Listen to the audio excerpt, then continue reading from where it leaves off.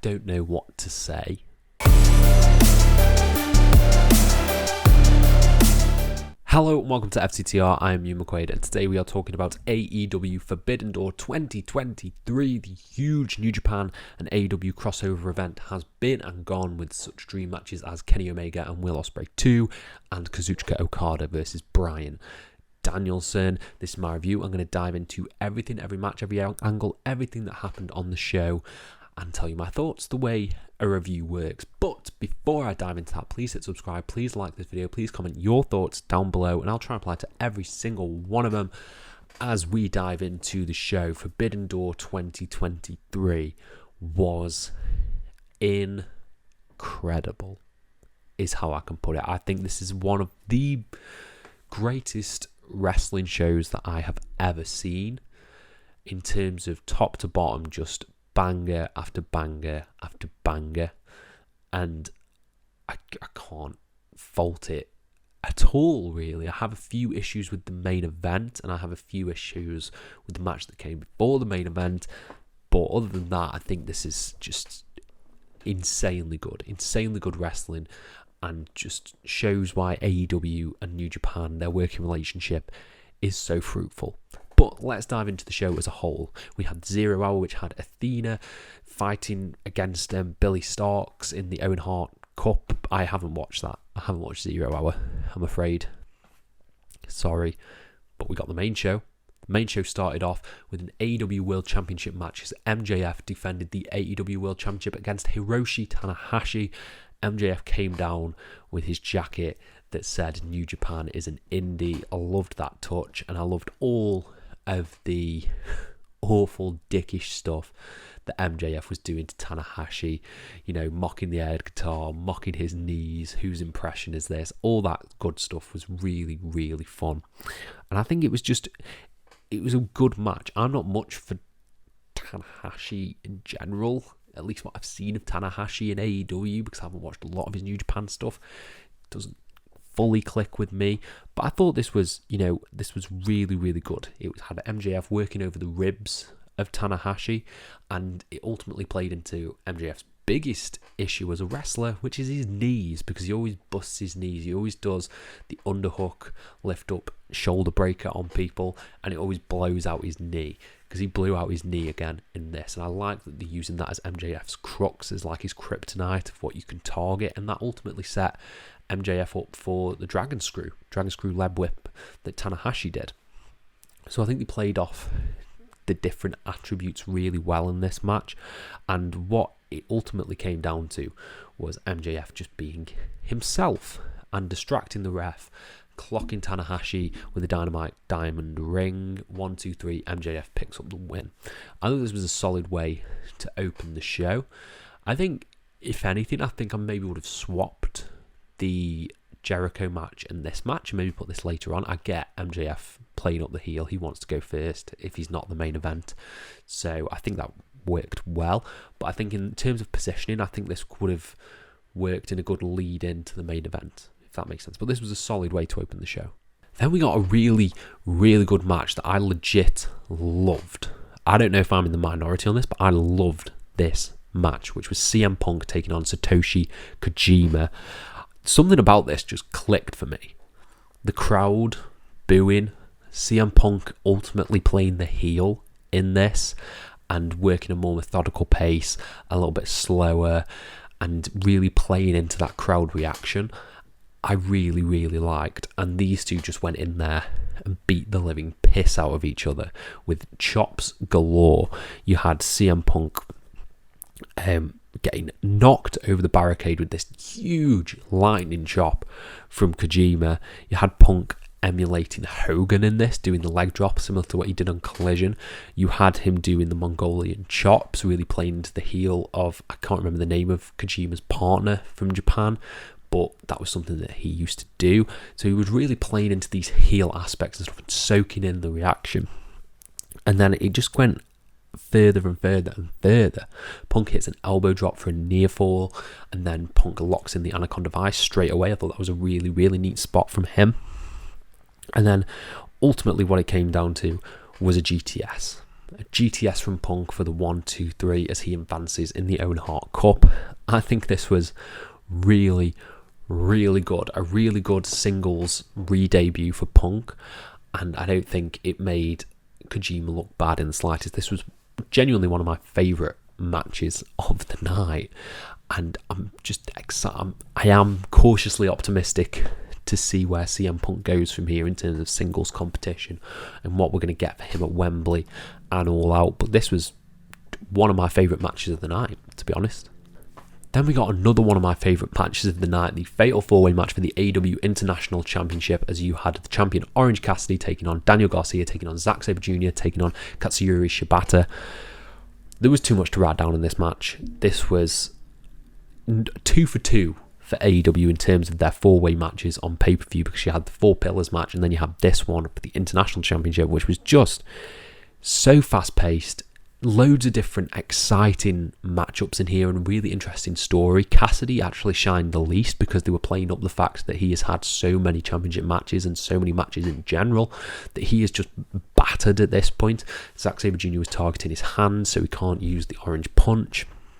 And then you had the bubbling feud between Shibata and Zack Sabre Jr. in their history, and they were just playing off with each other. There was this really fun spot when Daniel Garcia was doing his dance, his horrific dance that you just can't look away from, and he was just getting chopped and coming back with the dance by Shibata and Zack Sabre Jr., who just wanted to go at each other. I thought that was great. I think there was just too much to write down. There was this insane sequence at the end where everyone was hitting their moves and Zack Sabre Jr. and Shibata were doing roll-ups and reversals that just set the crowd on fire. And those two need to have a match together on an AEW pay-per-view because it would burn the goddamn house down. But what ultimately came at the end was Orange Cassidy sneaking a win, essentially, because Shibata had it won. He hit the PK kick on Daniel Garcia, and then Cassidy rolled him out of the ring for the 1-2-3, pinning Garcia, retaining his championship. It was a really sneak win, so I think we're ultimately building closer and closer to Cassidy losing that title. Who he's going to lose it against, because he is, he's going against the odds for a lot of these defenses. I don't know who it's going to be. I think we'll get to it in a second, but I would put money on Jungle Boy probably dethroning Cassidy, but we'll talk about that in a little bit. In fact, shall we talk about it now? Because the next match was for the IWGP World Heavyweight Championship as Jungle Boy Jack Perry took on Sonada. This was, I think, really good. I think the first 3 matches did sort of burn the crowd a little bit for this one, and there wasn't a lot of story going into it other than the bubbling relationship between Hook and Jack Perry. It's so hard to not call him Jungle Boy, but I think this was good. It wasn't like blow away good, if you know what I mean. There are a few nice spots in here. Jungle Boy got the snare trap in really early, sort of, teasing he's so close to winning it. There are a few high spots. Jungle Boy was showing through the match that he'd seen a lot of Sonada's matches. He was using a lot of Sonada's moves. He was using the skull end. He was trying to get the skull end in, which seemed like they were building to something, like they were building to Sonada eventually hitting the skull end, but he never did. Instead, he won with what did he win with? He hit a moonsault. He used his diving moonsault and picked up the win. I think it was a little bit of an anticlimactic ending. It was a very clean loss. It was the post-match we're all talking about, because they're going up the ring. Hook and Jungle Boy going up the ramp, and a sweet clothesline. I like the way they did this, because what they did, they had it cutting as if it was going to cut away. The commentators Taz, Excalibur and Kevin Kelly were all about to put over the Japanese announce team when just almost from out of nowhere a huge clothesline from Jungle Boy to Hook, and we have that heel turn finally. He's like mocking the crowd, saying, "Oh, you're not cheering me now, you're not doing this," and then he went through the heel entranceway. I think it was a really good heel turn. I'm really excited to see where they go. Like I said, I think he's probably going to be the one who dethrones Orange Cassidy. I think that's a really good first feud for him, following Hook. and we can get some interesting stuff with Jungle Boy ultimately needing to be a heel and winning the gold. I think there's a lot to be done there, so I was a big fan of the heel turn. Next up, we had another contender for match of the night, the Blackpool Combat Club, teaming with Shota Umino and Konosuke Takeshita, taking on the Elite, Eddie Kingston and Tomohiro Ishii. This went long. This was really, really good. A really good, fun brawl. When I say there was too much to note down for some of these matches, there was too much to note down because you want to sit back and you want to enjoy the match. This was balls to the walls action. A lot of action. My favourite bit of this match was when Jon Moxley and Eddie Kingston were in the ring and they were chopping each other. You had both teams brawl in, you had them brawl to the outside, and it felt like 5 minutes, Kingston and Mox were just chopping each other in the ring while other members of the team were doing crazy stuff on the outside, like Hangman Page hitting his moonsault to the outside. There's so much story surrounding Kingston and Mox, and that was what played into this match a lot. That's what everyone was keen on. It played into the end. It played into a spot towards the end where Kingston saved Moxley from, I think it was a double super kick from the Bucks, and yeah, it just went on and on with a pretty surprising finish to me, because it was Tomohiro Ishii who picked up the win over Wheeler Yuta. What did he hit? Let me find out what he hit. I can't remember what he hit, but he hits Yuta, essentially. He wins. Ishii wins for the team. So you've got a lot of conflict there because Kingston's the one who brought Ishii into the team, so he's got that, he's got that credential that he was the guy who picked the winner. But also he's got that friction with the Bucks, the friction with Hangman. He doesn't want to be hurting his friend Mox. There's a lot of conflict that they're playing up with Kingston, which showed throughout the match and specifically at the end when he's arguing with the Elite. I think there's a lot of stuff you can do with Kingston going forward and trying to get him to get Mox to break away from the Combat Club. We'll see. Some sort of blood and guts nonsense is going to happen soon, and I'm so here for it. This was a phenomenal match, and Takeshita and Ishii hitting each other very, very hard was insane. So yeah, really fun match. One of my matches of the night. You're going to hear that a lot. You probably already heard that a lot. A lot of matches of the night tonight. Then sadly we got Willow versus Toni Storm for the AEW Women's World Championship. This didn't have a lot of heat because it had just followed that insane 10-man tag, but ultimately this was just here. I don't think this accomplished much because Willow has now lost, but she also won on Collision to advance in the Owen Hart Cup tournament. So I don't think you needed to have Willow here. I get it because she's the strong women's champion, but I don't think you really want to lose in if she's in the tournament. So I don't know why they did this, really. It wasn't exactly a clean finish. It was an eye rake and a Storm Zero from Storm to pick up the win. Like I said, it wasn't horrible by any means, but it's nothing to write home about. It wasn't a fantastic match, and it was just there seemingly to fill time, to be honest. It didn't have a good story going into it, and I don't think the decision to have Willow in there as a whole and lose was good, because you don't want her losing when she's in the tournament. So yeah, this was a bit of a downbeat of the show for me, and I don't really have a lot to say about it. Then we have the match. This is the match that everyone will be talking about coming out of this show. An instant classic between Kenny Omega and Will Ospreay for the IWGP US Championship. This was just unreal. Absolutely unreal. I don't know if it's better than their first encounter, because I love their first match, but this was damn near perfection. Everything in this was amazing. They started off with chain wrestling, keeping it low key, but it eventually turns when Ospreay hits Omega so hard into the announce table and just keeps drilling his head into the announce table. That's when it really picked up, and you got just a match of the year. There's so much to dive into with this. The blood pouring from Omega. You have the almost the inverse of what happened at Wrestle Kingdom, where Omega's the one who busted Ospreay Open, you have the reverse this time, where Ospreay's playing up the heel because they're in Canada, and he's the one who busts Kenny open. And then a huge DDT onto the steps, bust Ospreay open, and now both men are bleeding, and you just got this pool of blood everywhere. And just, oh my God, there was so much. Ospreay licking the blood from his arm was gross, horrible, but looked insane on camera.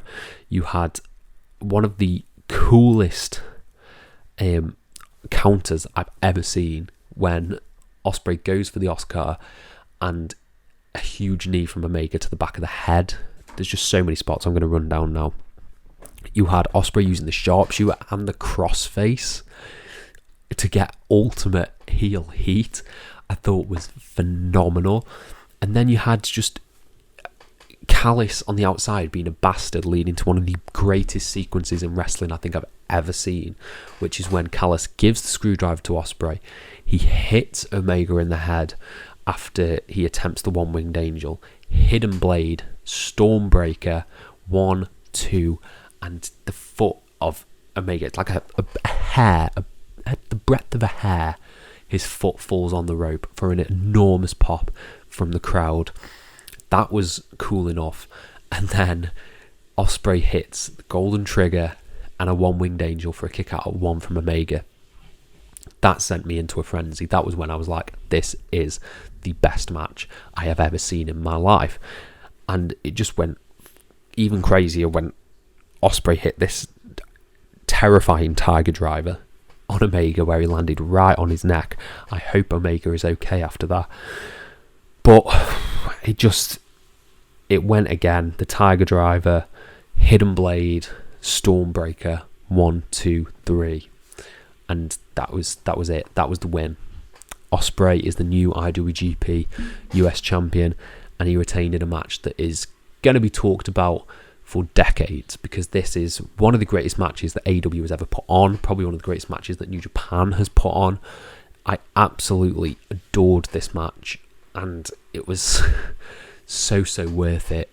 It was worth everything. This is worth the show. You have to, if you are a wrestling fan, you have to check out this match, because it's goddamn amazing and will easily be talked about in Match of the Year. So yeah, go out your way to see this one.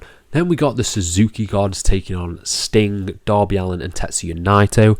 This was, I think, okay. This was needed to sort of bring the crowd, or to settle the crowd a little bit, maybe get them a bit more hyped for the main event, because you needed that stopgap in between Okada, Danielson and Omega Ospreay. And I think it was good. I don't think it was as good as the match they had last year, but you had some fun stuff in this. It was really centered around Sting. Like, I know the story has been centered around Sting, but it was really centered around Sting, including Sting taking a 630 through a table. Darby was taken out with a Judas effect from a suicide dive, but you ultimately had Naito picking up the win with a teaming up with Sting to hit a really cool combination. I think that was cool. Naito was in there. Naito didn't feel like he had a lot to do in this, but yeah, it was good. A good stopgap match between, I think, probably Sting versus Jericho at some point at Wembley. Sting Jericho, that'd be insane to think of. But yeah, that's our next stop. Our next stop is Wembley, so we've got to start thinking about the matches we're going to have at Wembley. And I think some of them, Cole, MJF, I think Omega Ospreay 3, and I think maybe Sting Jericho are matches that are going to happen at Wembley, which is very exciting. Very exciting. But this match as a whole, I think, was not brilliant. And finally, we had the main event. We had Kazuchika Okada taking on the American Dragon, Bryan Danielson, who finally got to come out to the final countdown. Even if it's just a one-time deal, I don't care. Because it was amazing to see him come out to that music. And I think this match was good. I realise now after the fact it was probably hampered a little bit by Danielson hurting his arm, I think fracturing his forearm or something like that I've read. But this, to me, sadly didn't live up to the insane expectations that I think we'd all put on it, and I don't think that's necessarily fair. But on this card, this was probably my 5th favourite match of the night. I don't think it was as good as the Punk match, as the 10-man tag, as Omega Ospreay, and the 4-way for the International Championship, sadly. But it was a really good match that I think delivers promise down the line. There were some cool spots in here, a lot of like tangling up in like submissions, a lot of submission-based stuff, a lot of drop kicks from Okada, Rainmaker that got a really good near fall from Danielson. I don't know why he still does the Rainmaker, because it feels like everyone kicks out with the Rainmaker. But yeah, it ultimately came to a head when the arm that Danielson had been working over, he got him in this insane tangle of a submission and just yanked everything back, and Okada tapped.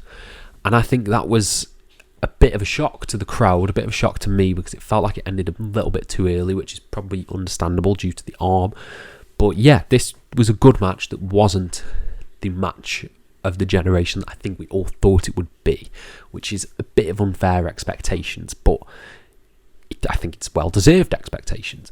So yeah, I thought this was in terms of like a WWE 2K GM mode, it dipped a little bit in quality at the end, which isn't how you want to leave them necessarily.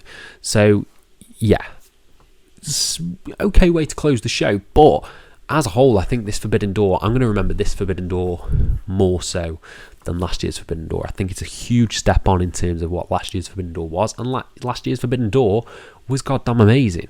So I think, yeah, you've got numerous Match of the Year contenders in here. I think you could easily argue the 4-way, you could easily argue Omega Ospreay, and you could easily argue the 10-man tag, I think, as Match of the Year contenders, because they were so good.